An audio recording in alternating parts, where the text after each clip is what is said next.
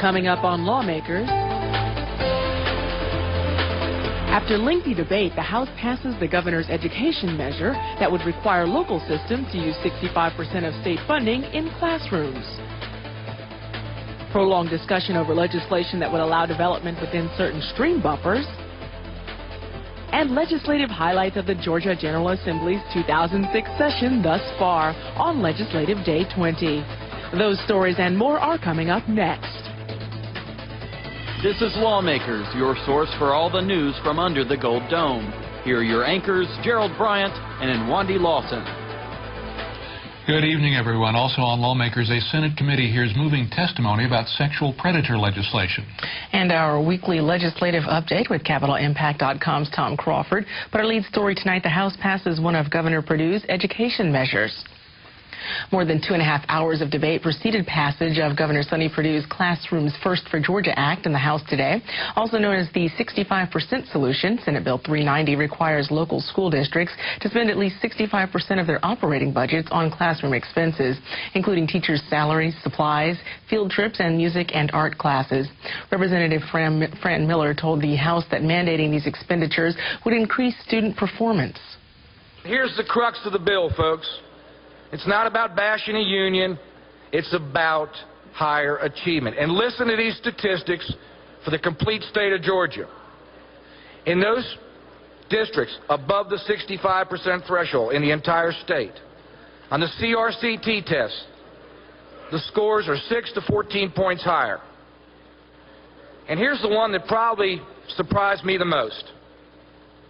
In those districts exceeding the 65% threshold, the SAT scores, on the average, are 73 points higher. The House Education Committee added a hardship clause to cover districts diverting funds to cover natural disasters, increased fuel costs, and other unforeseen expenses. The committee also adopted an amendment by Representative Alisha Thomas Morgan, which replaces athletic programs with physical education classes in the funding formula. However, Representative Morgan spoke in opposition to the measure. Here are excerpts from both sides of today's debate, beginning with Representative Morgan. I use Cobb County as a great example. According to Standard & Poor's, we spend 69% of our funds in the classroom. But has that stopped us from being on the needs improvement list? No. So what that says to me is there are probably a lot more other factors as it relates to why schools are achieving in this state. We are passing what I believe is a mathematical solution to a disaster, where we'll be spending 65% of our time trying to figure out how to spend the money, and 35% of our time educating our children. This bill does not include funds for major repairs when a school does not have the money to build a new school but must make those major repairs. And I looked at all of those things that's missing, and I thought, can 35% possibly cover the cost? And I knew that it couldn't. We took the suggestions, we've made changes. Hey, athletics, now PE. Waivers for mandated positions, the hardship waiver. Listen to me, people. This thing is delayed for 2 years. We're sending you. It's coming, people. Children first. Classrooms first. Achievement waiver. You do well, spend your money any way you want to, but if you don't do well, you're not going to have that right. We need to stop making excuses for our systems and their central staffs and start helping our teachers in the classroom. Start helping our children perform to the level that they're supposed to perform to, that they can perform to. And those systems that have thought out of the box, that even though mandates have come from Washington and mandates have come from Atlanta, they said, you know, we're going to deal with this, and we're going to find a way, but we're also going to think outside of the box, and we're going to do the things that we need to do to help our kids perform. And those that make excuses, well, you see the results. Senate Bill 390 passed the House 102 to 70. Due to the committee amendments, it now returns to the Senate. If adopted, the funding formula would become effective in the 2008 school year. The Senate Judiciary Committee today held the first of what could be several hearings on sexual predator legislation. House Bill 1059 is broken into 3 sections: criminal code, criminal procedure, and monitoring sexual predators, and has an overall goal of harsher sentences and more thorough tracking of sexual offenders. David Zelski joins us from the Capitol with more. David. Well, Gerald, Mike Boyd of Cherokee County's wife was kidnapped and killed by a previously convicted sexual predator. He was the first today to share his story with the committee. It's because of her that I'm here, and it's because of her that you have to pass this into law. There's no one more fitting than a devoted wife, a caring and compassionate mother of 3, a loving sister and daughter to name such a law after. For it is the other thousands and thousands of other Kimberly boys who we must now protect. You must pass House Bill 1059, Kimberly's law into law. Your duty obligation to your own family and your obligation to those who have perished because of inadequate tracking demand it. Janice and Reed Wilson said their son was a minor offender and certain restrictions would punish him indefinitely. My son was 19. His victim was 19. They were both drinking. He attempted to touch her. There was no intercourse, no oral sex, no sodomy. On the registry, it reads, sex, abuse, contact with a physically helpless individual. If the restrictions continue the way they are, my 23-year-old son, who for the last 3 years has worked very productively for a CPA firm here in town, he may become one of the homeless to continue to live and work and go to school. Otherwise, he may be forced to run to who knows where, leaving his family. Now, the committee did not vote on House Bill 1059 today, and Committee Chair Preston Smith says they should meet again on Tuesday and possibly Thursday of next week for more testimony and possible changes on the bill. Reporting for Lawmakers, I'm David Zelski. In other news, the state Senate met briefly this morning, voting to create a Juvenile Law Commission and to study state trauma services. Here is coverage of every bill passed by the Senate today. This resolution is simply reestablishing the Juvenile Law Study Commission that we actually passed as a 2-year study last year, and then the House changed it to 1 year because they weren't passing any 2-year studies. So we're just reestablishing it and setting it up for another year to end at the end of this year. On the passage of Senate Resolution 700, the yeas are 46 and the nays are 0.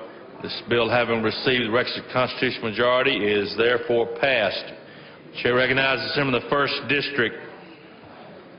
Thank you, Mr. President. This is an issue I know is close to our presiding officer's heart, and the Senator from the 18th, Senator from the 9th, and others, dealing with trauma care. I think there's been an acknowledgement for at least several years that our trauma care needs some trauma care. Some of the hospitals are dropping from level 1 to level 2 and level 2 to level 3. And south of I-16 in Macon, you're in trouble if you're in a bad automobile accident. This study committee would be 5 members from the Senate, 5 members from the House, the standard year to report back. There have been discussions about funding sources of how you would fund a trauma network. But I believe we also need to look at how do you define a trauma network, how do you transport patients, what's the protocol for distribution of patients. So I believe this will make the first step. There are a couple other bills out in the House and in the Senate on similar matters. But I would urge you to begin the process to hopefully come back next year in conjunction with the CON report dealing with health care and our trauma network. On the passage of Senate Resolution 785, the yeas are 47, the nays are 0. This resolution, having received the requisite constitutional majority, is therefore adopted. This is a very simple bill that changes Title 20 relating to the Department of Adult and Technical Education. Currently they are required to have a meeting once a month, but there often are times when they don't need to have that meeting, and this would give them that option of suspending up to 2 meetings per year. Each of these meetings cost about $3,000, so I urge you you to pass this in an effort to save the state money and to provide for a little bit less government. On the passage of Senate Bill 436, the yeas are 46 and the nays are 0. This bill, having received the requisite constitutional majority, is therefore passed. Mr. President, fellow senators, it's the purpose of this bill to increase the number of physicians in underserved rural areas of Georgia by making loans that will be repaid by such physicians agreeing to practice medicine in such rural areas. I urge your unanimous support. On the passage of Senate Bill 507, the yeas are 50 and the nays are 0. This bill, having received the requisite constitutional majority, is therefore passed. The Senate scheduled an early and short day because of those who wish to attend the graveside services of Mrs. Ruby Brown, mother of Senate Minority Leader Robert Brown. The Senate Natural Resources and Environmental Committee heard testimony today on a bill that would allow variances to build within buffers around streams. The committee did not vote on Senate Bill 510, but testimony lasted over 2 hours. Lawmakers Jesse Freeman joins us from the Capitol with more. Jesse. Well, in Wandy, Senator Chip Pearson says EPD stream buffers are infringing on the property rights of some of his constituents. He says he wants to legislate options of how to build within these buffers if the construction is environmentally sound. Senator Chip Pearson told the Senate Natural Resources and Environmental Committee that residents in his district need relief from stream buffers over 50 feet. This 150 foot may be the only flat land that these people own. From there, it may be straight up the side of a mountain. We want to be able to provide these folks an easy-to-get variance when they can prove that there's no impact detrimental to water quality out there. Environmental lobbyists insist larger buffers are needed in some areas to protect water quality. They joined other groups at the committee meeting. When you look at the variance provision, local governments simply do not have the expertise to decide whether or not a variance will result in impairment of water quality or not. This bill would take control away from local governments to provide what the local government believes to be the best protection for ensuring clean drinking water for its citizens and for everyone else in the state of Georgia. Water quality concerns are still a question. It costs local governments downstream lots of money to clean up their systems as silt and dirt get downstream into water intakes. No one except Senator Pearson spoke in favor of SB 510. The committee adjourned without taking a vote. And Senate Natural Resources Committee Chairman Ross Tolson said he wanted Senator Pearson to address some of the concerns that were brought up during the committee meeting, and he says possibly entertain some amendments to the bill. He said there will probably be an up or down vote on the bill when the committee meets next week. Reporting for Lawmakers, I'm Jesse Freeman. The House today voted to protect physicians and other medical professionals who administer lethal injections in death penalty cases. House Bill 57 prevents licensing boards from using executions as grounds to revoke professional licenses. Representative David Ralston explains. The background to this very briefly, as you may remember, back in 2001, this General Assembly approved as an alternative to electrocutions the use of lethal injection in Georgia in carrying out the death penalty. Since that time, there have been some challenges to the licensure of professionals who participate at the request and under contract with the Department of Corrections in that process, and this simply will protect their licensure from participating in an action that's mandated by state law. It protects the integrity of that process, and I would ask for your favorable considerations. House Bill 57 passed 157 to 1 and goes to the Senate. It was another busy week in the Georgia General Assembly. The Senate passed its version of the amended 06 budget. Also, the House passed a bill that adds an additional surcharge for illegal immigrants making international wire transfers. Lawmakers David Zelski gives us a look back at what happened this week in the Georgia General Assembly. On Monday, Senator Joseph Carter discussed Senate Bill 462, which puts courthouse security under the authority of the county sheriff's office. What it says is that we're going to provide flexibility to local communities by by asking the sheriff in each county to develop a comprehensive security plan for the courthouse and annex buildings. As you know, many counties have such buildings that will be submitted to the Superior Court judge for their review and approval, and that will begin the process of making sure that our courthouses and annex buildings are secure. Also on Monday, Democrats announced legislation that makes Walmart more responsible for their employees' health insurance. What this bill specifically would do is require employers with 10,000 employees or more to pay at least 8% of their total wages for health care. Representative Nan Orrock says that 6.2% of all children on Georgia's Peach Care are dependents of Walmart. On Tuesday, the House adopted a measure that adds a 5% surcharge to international money transfers made by illegal immigrants. It is a federal issue, but the federal government doesn't care about our local issue because the bills are paid locally. And it's your taxpayers who are paying those bills.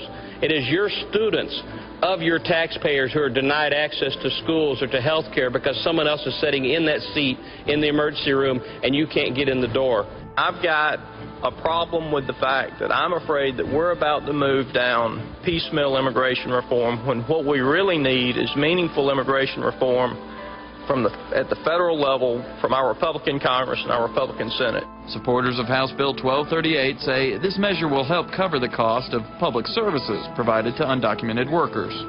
Also on Tuesday, the Senate Judiciary Committee had a public hearing about the possibility of making retail stores sell safer cigarettes, at least in terms of fire safety. We're going to have a baseline of cigarette-caused fires every year, and we can do something about lowering the number of people who die in cigarette fires. The bill's sponsor, Senator Don Balfour, says Georgia would be the 5th state to enact this kind of bill. And on Wednesday, the Senate passes their version of the amended 06 budget. The governor's revenue estimate adds about $445 million to the 06 basic budget, and this is a total state funds of some $17.8 billion. Major changes include $2 million for public libraries, $5 million for job growth projects like nanotechnology research at Georgia Tech and Emory, $500,000 to assist sheriff's departments with courthouse security, another $500,000 to fund the Paul Coverdale Eminent Scholar Program at Georgia College and State University in Milledgeville, and money added for 25 new cars for state troopers. Senate Appropriations Chairman Jack Hill also spoke on the Senate amendment to help fund families who were cut from the Katie Beckett waiver, a program that helps families with disabled children.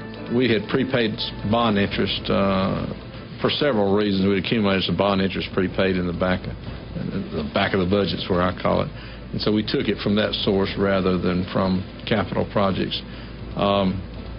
You know, it's still $3.6 million in cash, and so that's a pretty good lick. But you know, I just thought it was a good bipartisan effort. And that's a look at what happened this week in the Georgia General Assembly. For Lawmakers, I'm David Zelski. And now to add some perspective to this week's events at the Capitol is Tom Crawford, national editor of CapitolImpact.com. I asked Tom about today's House debate over Governor Perdue's bill requiring 65% of education funds be spent in the classroom. It was a classic philosophical debate, Gerald. Both sides, Republicans and Democrats, agree that we do need to do something about educational performance in the state. But there was a big divide over whether Governor Perdue's plan is the best way to go about it. The Republicans said, look, we've been trying this for years. We're still stuck in last place. We need to think out of the box and do something different. Democrats took the tack that a simplistic bill, or as they call it, a simplistic formula like this, isn't necessarily going to do what you think it will do, and it will cause your local school systems back home to have to raise property taxes. And a lot of political ramifications of that, of course, in an election year like we're in now. And Democrats have been saying essentially, and some may be even using these words, this is about politics, not policy. The Speaker made a fairly rare appearance in the well. Speakers normally don't go to the well on most issues, to kind of bring the whole political side of it out, at least from his perspective. Tell us about his well appearance. He came in late, and he only does that 1 or 2 times a session, and sometimes that can be an indication that he's a little concerned some of the votes on his side might be wavering. So he came out there, he sounded a little angry, but I think he was just trying to remind his guys, come on, we need to stand with the governor, and I want you to stand with me on this one. And again, both sides saying this has more to do with November elections than necessarily the substance of the bill itself in many cases, or the stances both parties were taking on this. I think both sides would certainly agree with that this is all about November and whether the Republicans can keep power or the Democrats can take it back. We did see the passage of the supplemental budget in the House and the Senate, and one interesting sidelight and something of a compromise on the Senate side. Tell us about the restoration of some money there for the Katie Beckett waiver. There are about 1,000 families who are in the Katie Beckett program, which is aimed at helping folks take care of disabled children, severely disabled children. A lot of them are now ineligible for the program because of some federal standards that are being observed. The Senate put about $3.6 million back into the budget to try to help these families out. It may or may not stay in the final version that the House and Senate conferees agree on, but that was a rare occasion when an amendment was made to the budget as it was being voted on the floor. And the fact that actually it was a Democratic amendment with a little tweaking by the Republicans to get funds from another area, so kind of a rare moment of cooperation we saw in the Senate. Yes, it shows that bipartisanship isn't dead yet. There was another interesting bill this week, perhaps not with a lot of impact, but on the House side, the immigration bill that would require a surcharge for illegal immigrants who are wiring money back to their home country. How much is substance here and how much is a message? It's more of a message than anything else. The sponsors of the bill are hoping that the money that would be raised through this 5% fee could be used to pay for some of the emergency room care that a lot of hospitals are giving to undocumented immigrants. I'm not sure how much of a financial impact it will have, but it is the first bill on immigration issues to actually come up for a floor debate, and that's going to be an issue, I think, that's also very important during this election campaign. All right, Tom, we are out of time. Some interesting issues before the General Assembly this week. Our guest has been Tom Crawford, National Editor of CapitolImpact.com. Thanks for joining us, Tom. Great to be here. Well, today is Legislative Day 20. Here's a look at the status of major legislation as we complete the traditional halfway point in this legislative session. Both the House and Senate have passed the supplemental budget, but each passed its own version. The Senate put in $3.6 million to help families cut from the Katie Beckett waiver program. HB 1026 is headed to a conference committee. House Bill 1027, the big budget for the coming fiscal year, is still in the House Appropriations Committee. In business-related legislation, House Bill 970, cutting state tax on natural gas and liquid propane, has passed both houses and was signed by the governor. House Bill 1182 would exempt certain attractions from some state taxes. That's seen as an effort to lure the NASCAR Hall of Fame to Atlanta. The bill has passed the House and is in a committee in the Senate. House Resolution 1306 is Governor Perdue's revision of eminent domain law. That's in a House committee. Senate Bill 391, which provides a moratorium on the exercise of eminent domain, has passed the Senate and is in a House committee. Senate Bill 461, another eminent domain measure aimed at making sure property owners know their rights, resides in a Senate committee. The bill that would ban cellular providers from requiring long contracts for renewals remains in a Senate committee. Education legislation includes Senate Resolution 655, a proposed constitutional amendment reserving lottery funds exclusively for the Hope Scholarship Program in pre-K, failed to get a two-thirds vote in the Senate. After a vote to reconsider, the resolution is back in committee. House Bill 1358, the governor's bill mandating maximum class size, is in a House committee. Environmental bills include House Bill 1107, a land conservation tax credit. The House voted in favor of the bill, and it's now in Senate rules. The biodiesel fuel bill, SB 453, requires school buses and other state vehicles to use some of this alternative fuel in the future. It has passed the Senate and is in committee in the House. Legislators were presented with two redistricting bills. Senate Bill 386 splits Athens-Clarke County into two Senate districts. It has passed the Senate and House and awaits the governor's signature. House Bill 1137 redraws 4 districts around the state. That bill passed the House and is in committee in the Senate. Social and family issues include House Bill 1080, a tax credit for child care. It has passed the House and Senate and awaits the governor's signature. House Resolution 1345 would allow faith-based organizations to receive state funds to provide certain services. It failed to get a constitutional majority last year. It's in a House committee this year awaiting action. A bill that would allow public school students to study the Bible as history and literature has passed the Senate. SB 79 is currently in House committee. SB 84, requiring certain forms of photo identification to vote, has passed the House and Senate, was signed by the governor, and is awaiting clearance by the Federal Justice Department. The federal courts may weigh in as well.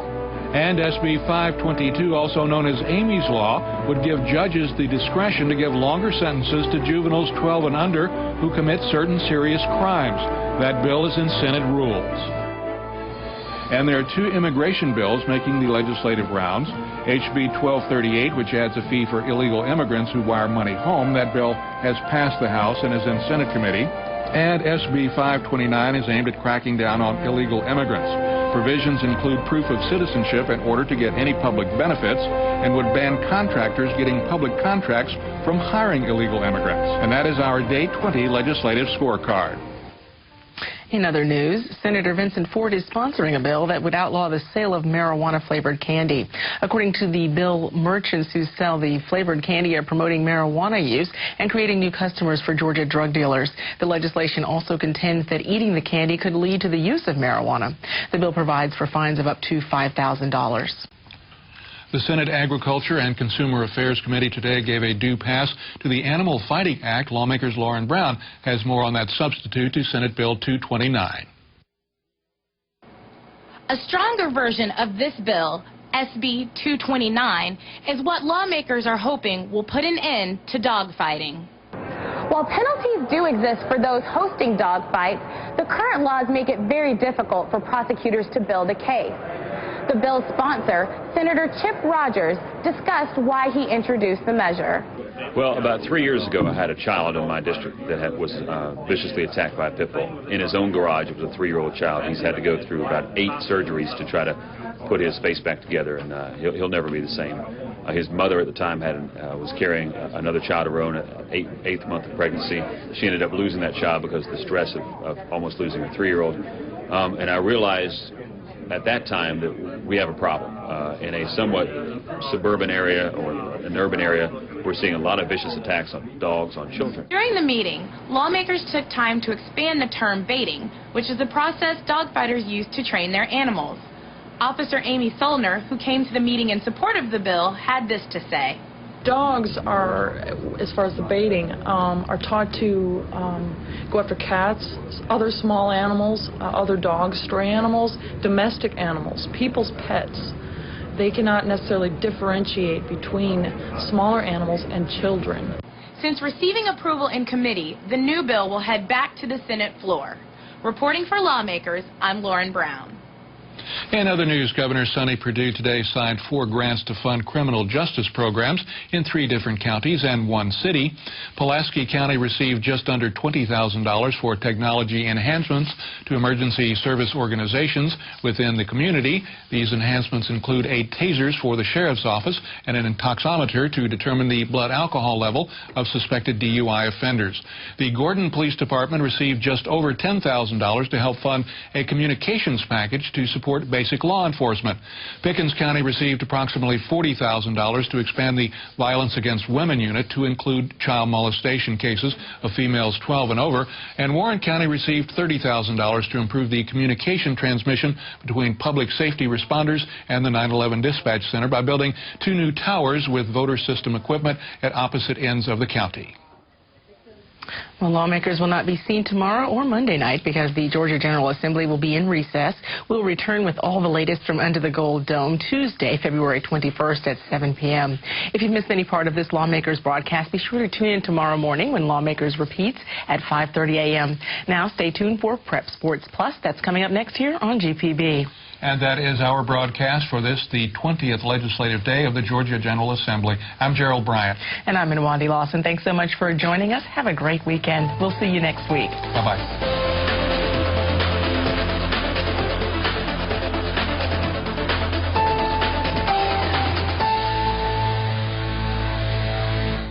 This has been a production of Georgia Public Broadcasting.